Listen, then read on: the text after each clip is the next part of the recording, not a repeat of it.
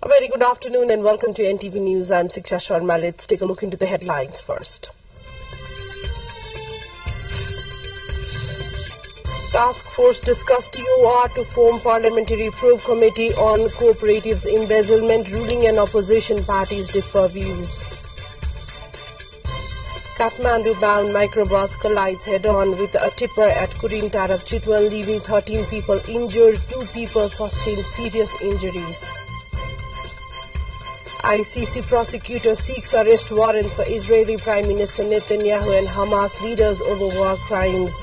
US says warrant could jeopardize ongoing truce efforts. An IPL playoff set to kick off today with the Kolkata Knight Riders taking on Sunrisers Hyderabad in Qualifier 1.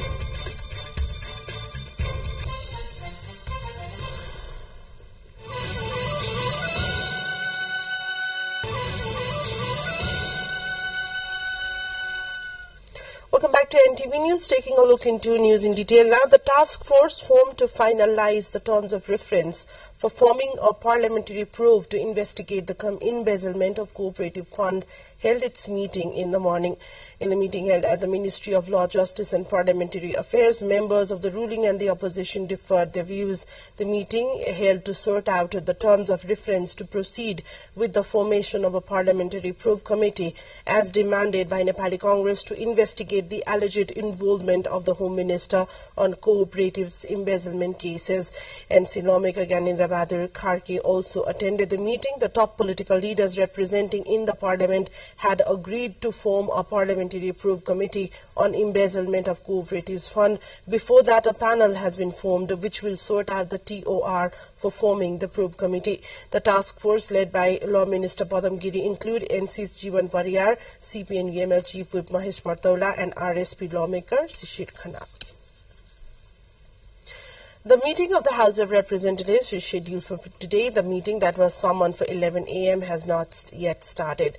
Speaker Devraj Kimire is scheduled to read out the details of the letter received from the Office of the Prime Minister and Council of Ministers. Speaker Kimire is also scheduled to nominate members to preside over the meeting according to Rule 10 of the House of Representatives Regulation 2079. Similarly, Prime Minister Pushpa Kamal Dahal is scheduled to table the address given by the President on the government's policies and programs to the joint meeting of both the houses of Federal Parliament. Meanwhile, the Industry, Commerce and Supply Minister Damodar Bhandari is scheduled to table the Ordinance 2081, which aims to amend some Nepal Acts related to investment facilitation. Likewise, Minister for Education, Science and Technology Sumana Shrestha is scheduled to propose the National Assembly to consider the Shahid Dashrath Chand Health Sciences University Bill 2080 as published by the Parliament Secretariat for the agenda of today's meeting of the House of Representatives.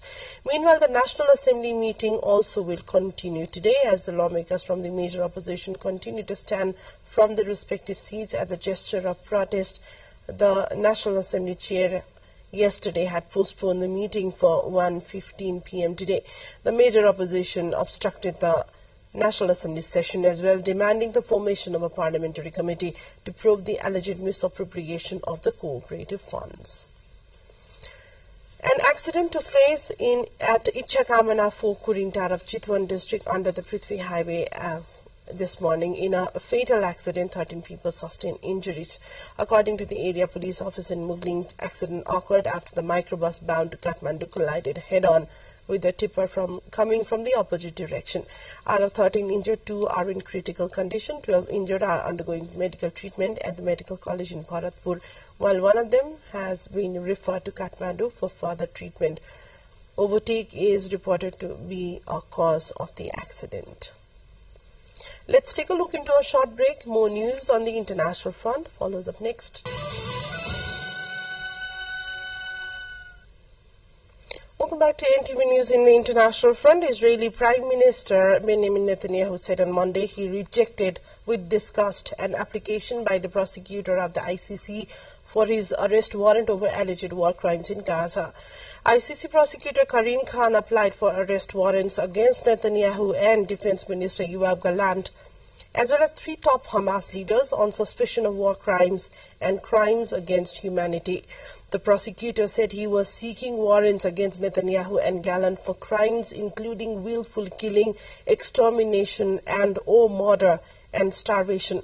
The war in Gaza broke out after Hamas's unprecedented attack on Israel, which resulted in the deaths of more than 1,170 people, mostly civilians, according to the AFP tally based on Israeli official figures. Fighting between the Myanmar military and the Arakan army has escalated in the western state of Rakhine in recent days, putting thousands of mostly the Muslim Rohingyas who live in the area at increased risk. They accuse the Arakan army of being behind the arson campaign, but the Arakan army has rejected the allegations, saying the fires were started by the Myanmar military in air attacks. Thousands of Rohingyas are fleeing for their lives and are increasingly unsafe, caught between the military, which seized power in a coup more than 3 years ago, and in 2017 launched a brutal crackdown on the Rohingyas that is now the subject of a genocide investigation, and the Arakan army. The Arakan army is an ethnic armed group based in Rakhine state and is believed to have about 30,000 troops. It was in an increasingly tentative ceasefire with the military until November last year. British authorities and the Public Health Service knowingly exposed tens of thousands of patients to deadly infections through contaminated blood and blood products and hid the truth about the disaster for decades.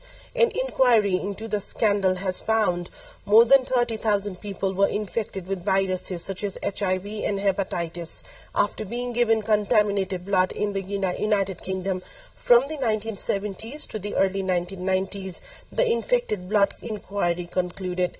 An estimated 3,000 people are believed to have died and many others were left with lifelong illnesses in what is widely seen as the deadliest disaster in the history of Britain's state-run National Health Service, NHS, since its inception in 1948.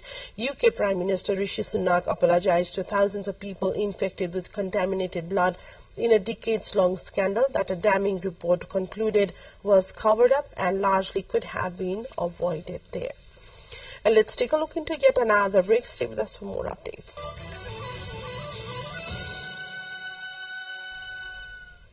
Welcome back to NTV News, taking a look into other updates where crowds of Iranians gathered in Tehran to mourn President Ibrahim Raisi, who was killed in a helicopter crash in a fog-shrouded mountain region, along with the Foreign Minister Hossein Amir Abdullahian and other political religious officials. Iran's Supreme Leader Ayatollah Ali Khamenei has announced 5 days of mourning following the death of the country's president. Mohammad Mukhbar has been appointed as acting president, and Bagheri Kani, who was the deputy foreign minister, is now the foreign minister. Raisi was killed in a helicopter crash in a mountainous area of northwestern Iran, along with foreign minister Hossein Amir Abdullahian. Raisi, 63, has been tipped as a potential successor to the supreme leader. South Korea has said it will ban a viral North Korean propaganda tune that extols Pyongyang's dictator Kim Jong-un as a friendly father and great leaders. Seoul's media regulator said the music video, which has become a hit on TikTok since its release in April, is a violation of a country's National Security Act. The Security Act blocks access to the North's government websites and media and penalizes behaviors and speeches in favor of the regime. 29 versions of the Friendly Father music video will be blocked, the commission said, but it did not elaborate on how that would be done. The decision was prompted by a request from the South Korea's National Intelligence Service.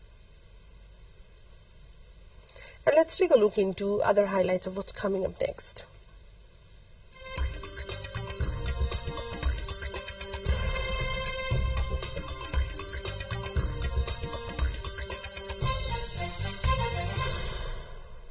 A Japanese town on Tuesday began mounting a large mesh barrier at a popular viewing spot for Mount Fuji in an attempt to deter tourists from taking photos.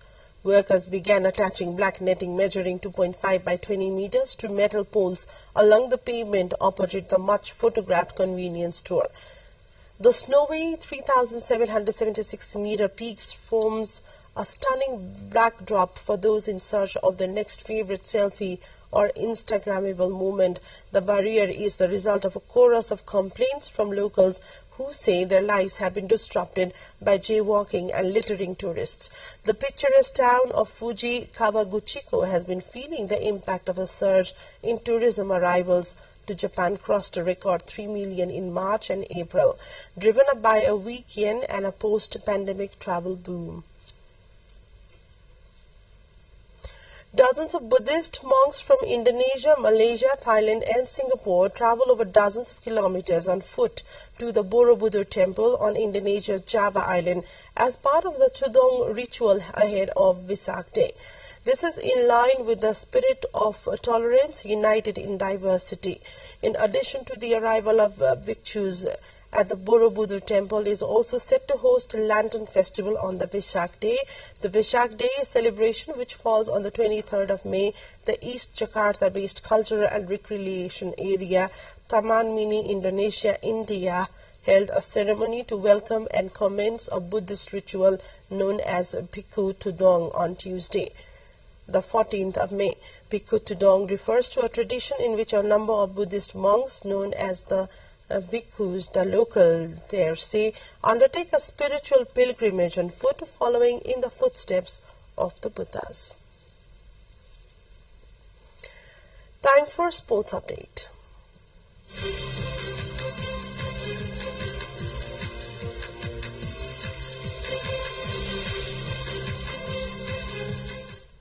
The Indian Premier League IPL 2024 playoffs are set to kick off today with the Kolkata Knight Riders and Sunrisers Hyderabad competing in the qualifier 1. Kolkata have been one of the most dominant teams in this IPL with 9 wins and 3 losses. Kolkata, however, have not played an IPL fixture since the 18-run victory against the Mumbai Indians. Both of their last games led to a no result due to rainfall. The two-time winners posted 157 runs in 16 overs, courtesy of a 42-run knock from Venkatesh Iyer. Hyderabad has also produced a terrific IPL 2024 campaign, winning 8 of 14 matches. They beat the Punjab Kings by 4 wickets in the final game of the group stage, sealing their spot in qualifier 1. And this brings us to the end of the bulletin. A quick reminder of the top stories. Task Force discussed UOR to form Parliamentary Probe Committee on Cooperatives Embezzlement, ruling on opposition parties differ views. Kathmandu-bound microbus collides head-on with a tipper at Kurin Tarap Chitwan, leaving 13 people injured. 2 people sustained serious injuries. ICC prosecutor seeks arrest warrants for Israeli Prime Minister Netanyahu and Hamas leaders over war crimes. USA's warrant could jeopardize ongoing truce efforts. An IPL playoff set to kick off today with the Kolkata Knight Riders taking on Sunrisers Hyderabad in qualifier 1.